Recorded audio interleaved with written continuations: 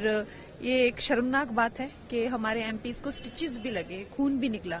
तो उन्होंने ये जो झूठ फैलाया हुआ है, चाहे बाबा साहब अम्बेडकर जी को लेकर हो, चाहे संविधान को लेकर हो, इनका झूठ हर बार बस्ट किया गया है, हर बार जो है उसको पर्दाफाश किया गया है। लेकिन अब इनकी क्रूरता और हिंसा, ये देखिए आप संसद भवन तक पहुंच चुकी है और आज इन्होंने ये काम किया है, धक्का दिया है, उनको जो है खून निकला है।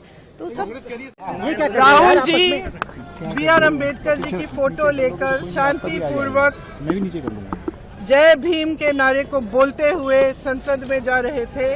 संसद में जाने से किसने रोका? आप देख लीजिए। हम इतने दिनों से प्रोटेस्ट कर रहे हैं, साइड में प्रोटेस्ट कर रहे हैं, जो भी आ रहा है जा रहा है, उसको पूरा रास्ता है। इन्होंने कुछ एकदम शांतिपूर्वक प्रोटेस्ट हुए, कितने दिनों से चल रहे हैं, रोज 10:30 से 11। आज पहली बार इन्होंने प्रोटेस्ट किया, सबको रोक दिया और उसके बाद धक्का मुक्की और ये गुंडागर्दी। और अब सिर्फ अमित शाह जी की खाल बचाने के लिए ये अब इन्होंने साजिश शुरू की है कि भैया ने किसी को धक्का मारा, ये वो। मेरी आंखों के सामने आप सबने देखा होगा, खड़गे जी को धक्का मार के जमीन पे गिराया, उसके बाद एक सीपीएम के एमपी को धक्का मारा, उनके ऊपर गिरे, खड़गे जी के ऊपर। मैंने सोचा टांग टूट गई होगी, कुछ हुआ होगा, क्योंकि उनके चेहरे से दिख रहा था कि उनको चोट लगी। फिर हमने कहीं से कुर्सी ढूंढ के हम लाए उनके लिए। अब आप खुद ही देख रहे हैं, यहाँ पे रोज खड़े हैं, हम रोज प्रदर्शन कर रहे हैं 10:30 से 11। आज तक कुछ नहीं हुआ है, ये सब साजिश है। इनसे हमने पूछा, ये जो हमें रोक रहे थे, हिम्मत है तुम्हारे में, अगर अम्बेडकर जी को चाहते हो जय भीम बोलो। जय भीम का नारा क्यों नहीं निकल सकता इनके मुंह से? ये कह रहे हैं सर पैसेज दिया, नारा क्यों नहीं? कौन सा पैसेज? आपने खुद देखा, हमारे सामने सारे खड़े थे और हमने कुछ कहा भी नहीं। हम सिर्फ अपना नारा लगाते रहे, सिर्फ अपने संविधान के लिए लड़ते रहे। अगर आप सोचते, अगर इस देश की जनता सोचती है कि ये लोग संविधान की रक्षा करेंगे, अगर आज भी इस देश की जनता किसी भी कंफ्यूजन में है, तो कंफ्यूजन दूर हो जाए। इनकी असली जो भावना है वो निकल गई अमित शाह जी की बातों में। इनकी असली भावना आज आपको दिख गई यहाँ पे, जहाँ पे ये हिंसक भावना रख रहे हैं। इनके मुंह से जय भीम निकल भी नहीं सकता। मैं इनको चैलेंज करती हूँ बीजेपी की एमपी से, यहाँ खड़े होके जय भीम बोले। ये जो प्रेस कॉन्फ्रेंस आज हमने यहाँ जिसको संबोधित किया है, वो एक बहुत गंभीर विषय है। हमारे संविधान के रचयिता बाबा अंबेडकर जी के बारे में जिस तरीके से पार्लियामेंट में कल अमित शाह जी ने अशोभनीय शब्दों का प्रयोग किया है, वो हमारे लिए बहुत, उससे हमको आहत पहुंची है, हम बहुत पीड़ित है। और इसीलिए हम इस बात को, आवाज को उठा रहे हैं कि प्रधानमंत्री जी हमारी आवाज को सुने और उनके ऊपर एक्शन होना चाहिए, उनसे माफी मंगवाएं और उसी तरह से उनको इस्तीफा भी देना चाहिए। ये हमारी कांग्रेस पार्टी की मांग है। दूसरी बात यह है कि पार्लियामेंट में जिस तरीके से हमारे विपक्ष के नेता श्री राहुल गांधी जी, खड़गे जी और प्रियंका जी जब पार्लियामेंट जा रहे थे, तो उनके साथ जिस तरीके का व्यवहार हुआ, उनको वहां अंदर जाने से रोका जा रहा था और उसके बाद जो धक्का मुक्की हुई है वो बहुत ही अशोभनीय और बहुत ही निंदनीय है। इस बात की भी आज हम आलोचना करते हैं और उनसे कहते हैं कि इस तरीके का व्यवहार आइंदा नहीं होना चाहिए और जो उन्होंने किया है उसके लिए वो लोग माफी मांगे और संसद में इस बात को कहें कि हमसे ये भूल हुई है, ये गलती हुई है, आइंदा हम इसको नहीं दोहराएंगे। सुन नहीं रहे आप लोग? सुनिए क्या बोल रहे हैं। बाबा साहब का अपमान नहीं सहेगा हिंदुस्तान। लेकिन आपने उनका प्लैक देखा? पहले गांधी जी यहाँ थे, पीछे कर दिया, बाबा साहब यहाँ थे, उनको पीछे कर दिया। तो ये तो बताता है कि इनकी मानसिकता कैसी है। जो देश के लीडर्स रहे हैं, जिन्होंने इस देश को आजादी दी, कॉन्स्टिट्यूशन दिया, उनको आपने पीछे कर दिया। लेकिन आप तो साफ तौर पर कह रहे थे हमने भारत रत्न बाबा साहब के जो, अरे वो कुछ भी कहे, कर कुछ रहे हैं, बोल कुछ रहे हैं, कर कुछ रहे हैं, बोल कुछ रहे हैं, कर कुछ रहे हैं। अगर आपने गांधी जी और अम्बेडकर जी के स्टैट्यूज को यहाँ सामने से लेकर पीछे कर दिया तो ये आपकी मानसिकता है। और आपने उनका फ्लैग देखा? जाके फोटो लीजिए। उनके फ्लैग में लिखा हुआ है पिछड़े वर्गों के संरक्षक। ऐसा लिखना चाहिए। देश के संरक्षक है, संविधान के संरक्षक हैं, पिछड़े वर्गों को क्यों? सबके संरक्षक है। कांग्रेस पार्टी ने इस देश में लोकतंत्र का गला घोटकर हत्या करी, आपातकाल लगाकर। और अब ये संविधान को लहराकर संविधान के बड़े रक्षक बनने की उसका एक पाखंड रच रहे हैं। इनको शर्म करनी चाहिए। आजीवन बाबा साहब अंबेडकर का इन्होंने अपमान करा, उन्हें भारत रत्न नहीं दिया। और आपको देखना होगा कि अगर किसी ने बाबा साहब अंबेडकर के आदर्शों को चरितार्थ करा, यदि संविधान को जीवंत रूप में भारत में लागू करा, तो वो है आदरणीय प्रधानमंत्री श्री नरेंद्र मोदी जी। धारा 370 हटाकर पंचतीर्थ का निर्माण कर बाबा साहब अंबेडकर की लास्ट माइल डिलीवरी की कोई व्यक्ति पीछे ना रहे, अंत्योदय की भूमिका निभाते हुए सैचुरेशन से एक एक जन कल्याणकारी योजना जन जन तक यदि किसी ने पहुंचाई है तो वो है आदरणीय प्रधानमंत्री श्री नरेंद्र मोदी। लेकिन अब कांग्रेस पार्टी अपने राजनीतिक स्वार्थ के लिए सारे के सारी बयानबाजी कर रही है, देश को भ्रमित करने का प्रयास कर रही है, बाबा साहब अंबेडकर के नाम का दुरुपयोग अपने राजनीतिक स्वार्थ के लिए कर रही है। उन्हें देश से क्षमा मांगनी चाहिए। ये वो चिट्ठी है जो एक्स ने हमें लिखी है, तमाम कांग्रेस नेताओं को लिखी है, मुझे लिखी है, आईएनसी को लिखी है, जयराम रमेश जी को लिखी है, तमाम हमारे सांसदों के पास उनका मेल आया जिसमें वो कहते हैं कि गृह मंत्रालय ने और आईटी मिनिस्ट्री ने उनको लिखकर बोला है कि जो वीडियो अमित शाह का है उसको हटाया जाए क्योंकि वो भारत के कानून का उल्लंघन करता है। वो भारत के किस कानून का उल्लंघन करता है? और ट्विटर ने पूरे साफ तरह से स्पष्ट किया कि वो ऐसा नहीं कर रहे क्योंकि अभिव्यक्ति की आजादी की वो रक्षा करते हैं। लेकिन ट्रांसपेरेंसी के तहत वो हमें ये बताना चाहते थे। किस बात से डर रहे हैं अमित शाह? अमित शाह क्या छुपाना चाह रहे हैं? क्योंकि अमित शाह का जो काला सच है वो राज्यसभा की स्पीच में अंकित है। 34 पन्ने में उनकी स्पीच है। 344वें पन्ने के अंत में देख लीजिए क्या लिखा हुआ है। साफ वही लिखा है जो हमने दिखाया है कि मान्यवर आजकल फैशन हो गया है अंबेडकर अंबेडकर अंबेडकर करने का। इतनी बार अगर भगवान का नाम ले लेते तो स्वर्ग मिल जाता। ये किस तरह की बातें हो रही हैं? अमित शाह ने अक्षम्य अपराध किया, उनको सजा मिलनी चाहिए, उनको माफी मांगनी चाहिए और उनको बर्खास्त किया जाना चाहिए। उनके बचाव में नरेंद्र मोदी उतरे हुए हैं और आप अब प्लेटफॉर्म्स को लिखकर हमें डराने धमकाने की बात कर रहे हैं। ना हम डरेंगे और ना आपकी गीदड़ धमकियों से हम डरते हैं। लेकिन उसी बीच कल रात को बीजेपी ने एक और अक्षम्य अपराध किया। मतलब आपने पाप किया है और आप उससे बड़ा पाप कर रहे हैं। यह तस्वीर 10:45 पर बीजेपी के ट्विटर हैंडल से गई जिसमें कल जो हम लोगों ने प्रदर्शन किया था बाबा साहब की फोटो लेकर के प्लेकार्ड्स लेकर, कांग्रेस अध्यक्ष थे, राहुल जी थे, प्रियंका जी थी, तमाम सांसद थे, विपक्ष के कई सांसद थे, उसको एडिट करके आपने जॉर्ज सोरोस की फोटो लगा दी। क्या बाबा साहब को एडिट करना आपके लिए इतना आसान है? और उस व्यक्ति से जिसको आप राष्ट्र विरोधी मानते हैं। ये असली पिक्चर है और इस पिक्चर में बाबा साहब है। आपकी यही सोच दिखाती है कि आपको संविधान से दिक्कत है, आपको बाबा साहब से दिक्कत है। आप गिवन अपॉर्चुनिटी पे जब मौका मिलेगा आप उनके संविधान को और उनको हटा देना चाहते हैं। लेकिन ये देश बाबा साहब के निर्मित संविधान से ही चलेगा। ये कान खोलकर सुन लीजिए।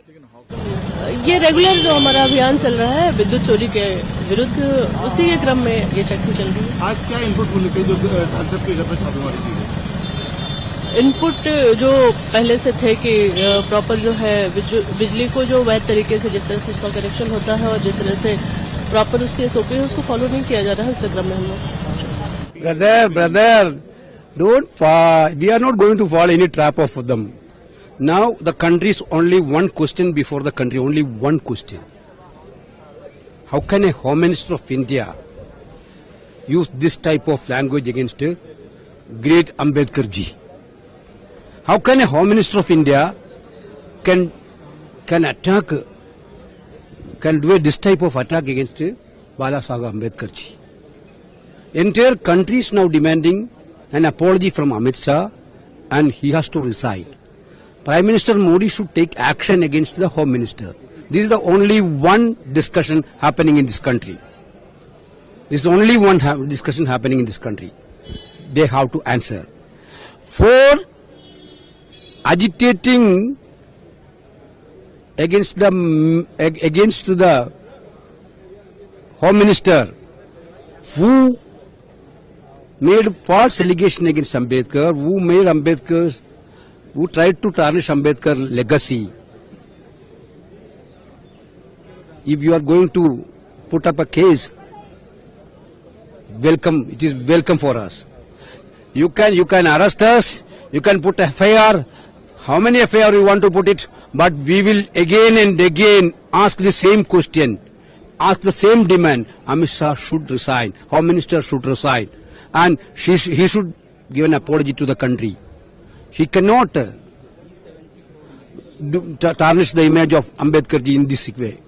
सदन के वहाँ राहुल गांधी और बीजेपी के बीच बहस हुई है। बाबा साहब भीमराव अम्बेडकर जी पिछड़े, दलित, वंचित, शोषित और ज़मीन पर रहने वाले लोग, गरीबों के भगवान हैं और भगवान की तरह उन्हें हमेशा सम्मान किया, भगवान की तरह पूजते हैं। आज भी गांव-गांव आप जाएंगे तो उनके कैलेंडर होंगे, उनकी तस्वीर होगी, उन्हें लोग पूजते हैं। भारतीय जनता पार्टी के वो लोग हैं जो पिछड़ों से, दलितों से, आदि आबादी से, आदिवासियों से, अल्पसंख्यक से और ख़ासकर पीडीए के लोगों से नफरत करते हैं। पीडीए के लोगों का हक छीना है, पीडीए के लोगों को उन्होंने दूरियां बनाई हैं। पीडीए के लोग ही भगवान मानते हैं बाबा साहब अम्बेडकर जी। मैं विधायकों को धन्यवाद देता हूं कि बाबा साहब के सम्मान में वो इस तरह निकले। सर, अमित शाह ने जिस तरह से सदन में उनका बार बार नाम लिया, उनको नाम लेना क्या है, वो उनके मानते ही नहीं, सम्मान ही नहीं देना चाहते हैं, इसीलिए इस तरह की भाषा इस्तेमाल कर रहे हैं। उन्हें जो सभी सांसद जो मांग कर रहे हैं, उनको सांसदों की मांग को मानना चाहिए और अगर बाबा साहब भीमराव अम्बेडकर जी का अपमान किया है तो उसको माफ़ी मांगनी चाहिए। ये एआई नहीं है, ये कोई टेक्नोलॉजी फॉल्ट नहीं है, ये फॉल्ट आपके अंदर रहा जिसकी वजह से आपने ये बोला है। ये एआई नहीं है, ये आपका नेचुरल भाव है जो अंदर से निकल आया आपको बाबा साहब अम्बेडकर। इसीलिए हम लोग कहते थे लोकतंत्र खतरे में है, संविधान खतरे में है, और वो बात आज सामने आ गई। राज्यसभा में और लोकसभा में बीजेपी के लोग संविधान और लोकतंत्र पर नहीं विश्वास करते। देखिए, लालू यादव जो राजनीतिक तौर पर एक चोर की तरह साबित हुए हैं। लालू प्रसाद जी अमित शाह जी को क्या बोलेंगे? लालू प्रसाद जी तो बिहार के खजाने को चुराने वाला चोर है, जिसने चोरी करके बिहार के गरीबों का पैसा चुराने का काम किया। ये पंजीकृत अपराधी आज देश के गृह मंत्री जी को गाली देने का काम कर रहे हैं। लालू प्रसाद जी जैसा अपराधी जिस राज्य में रहेगा वो राज्य कभी बड़ा नहीं हो सकता है। ये दुर्भाग्य है बिहार का कि लालू जैसे राजनेता को बिहार के लोगों को झेलना पड़ता है। लोग लालू प्रसाद जी जेल से यह कह के बाहर आए हैं कि वो बीमार हैं और बाहर आकर राजनीति कर रहे हैं और लोगों को गाली देने का काम कर रहे हैं। ये दुर्भाग्य है, बिहार की राजनीति में लालू प्रसाद एक भदुआ दाग है। हकीकत यही है कि प्रताप सारंगी, राहुल जी के गुंडागर्दी, हम तो सीधा करते हैं, लोकतांत्रिक व्यवस्था में धक्का मुक्की सदन में नहीं हुआ है, माथा फोड़ा नहीं गया है। ये अब नौटंकी कर रहे हैं शर्म के मारे और इसीलिए ये माहौल क्रिएट करने की कोशिश करते हैं। 2 आदमी अस्पताल चला गया बिना धक्के का, ये आज तक लोकतंत्र में हुआ था। इसको तो कहा जाएगा कि अराजकता का माहौल बना रहे हैं। रोहतक पीएनडीटी टीम को गुप्त सूचना मिली थी कि जो हमारे एजेंट के माध्यम से कि ये सेक्स डिस्क्रिमिनेशन का जो हमारे रोहतक के केसेस है, तो इसमें कोई डॉक्टर कर रहा है, तो इसकी सूचना के आधार पर यहाँ पे टीम गठित की गई और गठित टीम ने एजेंट के अनुसार जो है हमने एक डिकोई पेशेंट जो उसके साथ बैठाया और हमारी टीम जो गठित टीम थी उसने उसको फॉलो किया। पहले उन्होंने बहादुरगढ़ ये काम करने के लिए कहा था, लेकिन उन्होंने बहादुरगढ़ ना करके पिरागढ़ी पहुंची। पिरागढ़ी भी इन्होंने नहीं किया, यहाँ से दोबारा दूसरी गाड़ी बदली तो ये गाजियाबाद पहुंचे। गाजियाबाद में भी इन्होंने नहीं कहा, यहाँ से फिर वो जहाँ पे गांव था सरूरपुर कला जो जिला बागपत के अंदर पड़ता है, वहाँ पे किसी घर के अंदर जाकर ये कार्य किया और सेक्स ट्रीटमेंट करके टर्न अराउंड करने के बाद उसका सेक्स बताया गया डिकॉय को। तो उसी टाइम करते वक्त जो हमारी टीम थी इन्होंने रंगे हाथों पकड़ लिया और उनके पास से जो पोर्टेबल मशीन जिसपे कार्य कर रहे थे उसको भी जब्त किया और उसके साथ साथ जो 6 लोग थे उनको गिरफ्तार किया साथ ही साथ। और इन 6 लोगों में से एक जो ऑपरेटर था वो करने वाला खुद था और उसके बाद 3 और उसके साथी और 2 महिलाएं, और जिसमें से एक महिला जिसका रोहतक से कनेक्शन है, रोहतक से ही थी, बिलोंग करती थी और उसका कनेक्शन किसी प्राइवेट डॉक्टर के साथ भी बताया जा रहा है, जिसकी जांच अभी की जा रही है। ये सारा किसी प्राइवेट क्लिनिक में चल रहा था या घर पे? कि जो अभी अल्ट्रासाउंड किया गया ये किसी गांव के किसी घर में किया गया और जो जहां जिस घर में हुआ था उसके मकान मालिक को भी पकड़ रखा है। एफआईआर करवा दी है? एफआईआर प्रोसेस में, क्योंकि ये वहां पे है और डेफिनेटली एफआईआर का सारा जो प्रोसेस थी वो कंप्लीट हो गया है। हमारे दो सांसद प्रताप जी सारंगी और हमारे ये कैलाश राजपूत, ये दोनों मुकेश राजपूत, दोनों इस समय राम मनोहर लोहिया हॉस्पिटल में इस समय एडमिट हैं और उनके हालात की जानकारी लेने के लिए मैं यहाँ पर आया था। और जहाँ तक प्रताप जी सारंगी का प्रश्न है, उनको सिर में 2 टांके इस समय लगे हुए हैं और साथ ही साथ हमारे मुकेश राजपूत के भी सिर में अच्छी खासी चोट लगी है, लेकिन दोनों की हालत अभी इस समय स्थिर हैं। डॉक्टर्स का यह कहना है कि अभी 2-3 दिन का समय हॉस्पिटल में और लग सकता है या इससे ज़्यादा का भी समय लग सकता है, लेकिन जो भी घटना घटित हुई है ये बहुत ही दुर्भाग्यपूर्ण है और मैं समझता हूँ कि स्वस्थ लोकतांत्रिक व्यवस्था में इस प्रकार की घटनाएं जो होती हैं ये बहुत ही दुर्भाग्यपूर्ण है और इसकी जितनी भी निंदा की जाए वह कम है। संसद भवन में आपने सालों से देखा इस तरीके का कई बार प्रोटेस्ट होते रहे, अभी पिछले कई दिनों से मैंने आज तक, जहाँ तक मैं लगभग 30-32 वर्षों से भारत की संसद में हूँ, लेकिन आज तक मैं समझता हूँ कि इस प्रकार की दुर्भाग्यपूर्ण घटना कभी घटित नहीं हुई है। जितनी भी अधिक इसकी निंदा की जाए वह कम है। मैं राहुल गांधी को जानता हूं, वो किसी को धक्का नहीं मारेंगे, किसी को भी नहीं। पार्लियामेंट तो दूर की बात, वो किसी को सड़क पे चलते हुए अगर भी दिखे तो उनको धक्का नहीं मारेंगे। अब वहां क्या हुआ क्या नहीं हुआ वो माननीय स्पीकर साहब देखेंगे, बाकी देख लेंगे, लेकिन पार्लियामेंट का माहौल ठीक रहना चाहिए, पार्लियामेंट के अंदर काम होना चाहिए। इससे पहले मैं आपको ऑपरेशन कार्डर के बारे में ब्रीफ करूं। मैं 34RR, कुलगांव पुलिस और सीआरपीएफ के सभी जवानों को मुबारकबाद देना चाहूंगा, जिन्होंने इस ऑपरेशन में न केवल हिस्सा लिया बल्कि इस ऑपरेशन को बहुत ही कुशलतापूर्वक अंजाम दिया। पिछले 2 महीने से भारतीय सेना और जम्मू एंड कश्मीर मिलकर हिजबुल मुजाहिदीन के एक टेररिस्ट ग्रुप के पीछे लगे हुए थे, जो कि शोपियां और कुलगांव के इंटर डिस्ट्रिक्ट बाउंड्री पे सक्रिय था। हमें एक बड़ी सफलता तब हासिल हुई जब कल रात यानी 18 दिसंबर को ये खबर मिली कि ये हिजबुल मुजाहिदीन का ग्रुप कार्डर के रिहायशी इलाके में मौजूद है। भारतीय सेना, जम्मू एंड कश्मीर पुलिस और सीआरपीएफ ने मिलकर एक जॉइंट प्लानिंग बनाई और ऑपरेशन को लॉन्च किया। हमारे सैनिकों ने बहुत ही होशियारी और तेजी से सरप्राइज हासिल करते हुए कार्डर विलेज पर तकरीबन 0330 आवर्स यानी आज सुबह कॉर्डन ले कर दिया और उसके तकरीबन 20 मिनट बाद 0350 आवर्स पर जब हमारे सैनिक उसे सर्च के लिए तैयार कर रहे थे, उस समय टेररिस्ट ने अंधाधुंध मल्टीपल लोकेशन से फायर शुरू कर दिया, जिस फायर का जवाब हमारे सैनिकों ने फायर से दिया और उन्हें कंप्लीटली पिन डाउन करके रखा और भाग जाने की उनकी कोशिश को विफल कर दिया।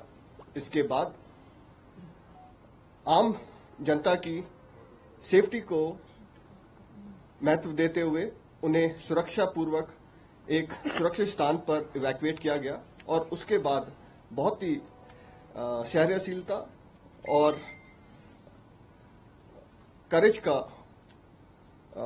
उदाहरण देते हुए इस ऑपरेशन को 6 घंटे के अंदर अंजाम दिया। इस ऑपरेशन में 5 हिजबुल मुजाहिदीन के टॉप टेररिस्ट मारे गए और ये 5 टेररिस्ट काफी लंबे समय से सक्रिय थे और multiple criminal as well as terrorist activities में शामिल रहे थे। इसमें फारूक अहमद भट्ट, जो कि जगदसंध इलाके का है, और उसने 2015 में तंजीम ज्वाइन की थी और उसके बाद 2016 से न केवल साउथ कश्मीर में बल्कि पूरे कश्मीर वैली में इसने रेडिकलाइजेशन को बढ़ावा दिया और साउथ कश्मीर में टेररिज्म को रिवाइव करने में एक अहम भूमिका निभाई। फारूक अहमद भट्ट ये कश्मीर का सबसे पुराना टेररिस्ट था और हिजबुल मुजाहिदीन का पूरे जम्मू एंड कश्मीर का कमांडर था। इन 5 टेररिस्ट के मारे जाने से न केवल हिजबुल मुजाहिदीन का शोपियां और कुलगांव से खात्मा हुआ है बल्कि पूरे टेररिज्म को कश्मीर में एक धक्का लगा है, जिससे टेररिज्म को कश्मीर से मिटाने में तेजी आएगी।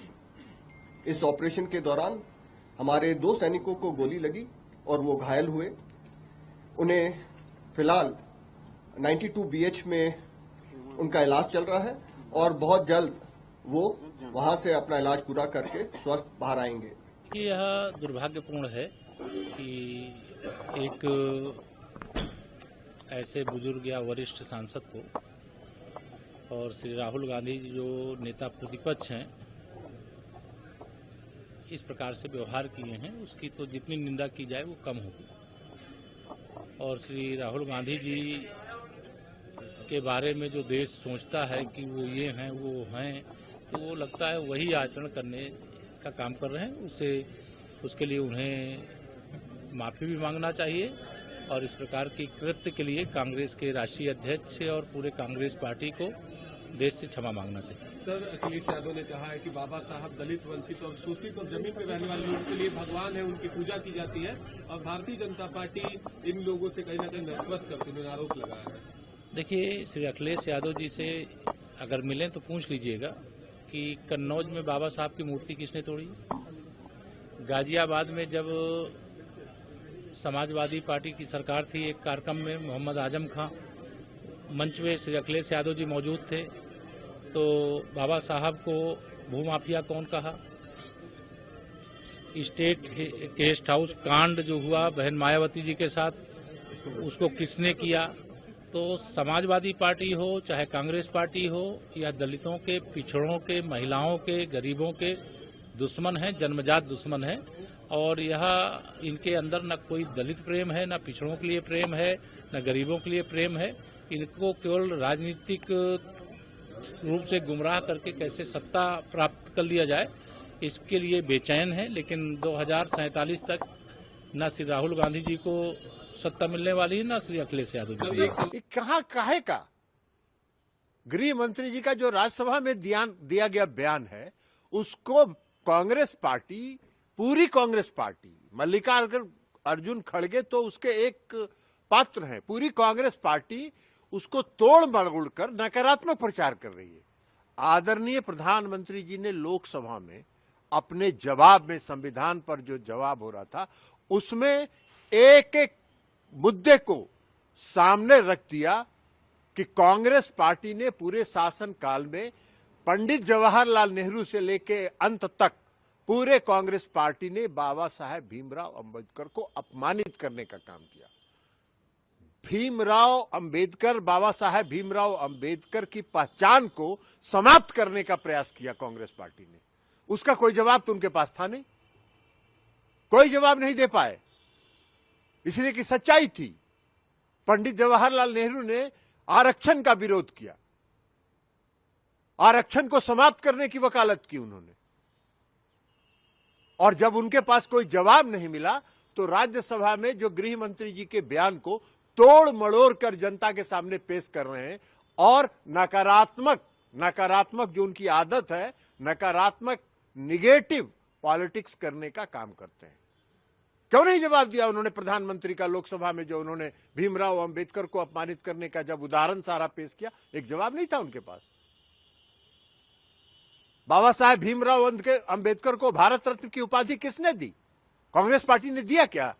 इतने लंबे समय तक इस देश में उन्होंने शासन किया। बाबा साहेब भीमराव अंबेडकर को कभी भारत रत्न देने की बात सोची भी नहीं उन्होंने।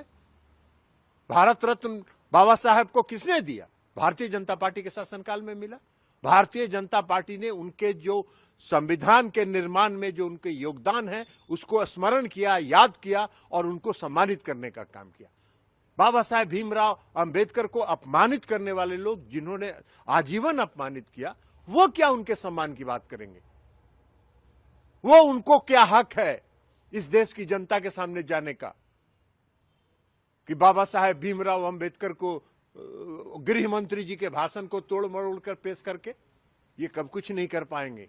नकारात्मक प्रचार वो करते रहे, उनको कुछ नहीं मिला।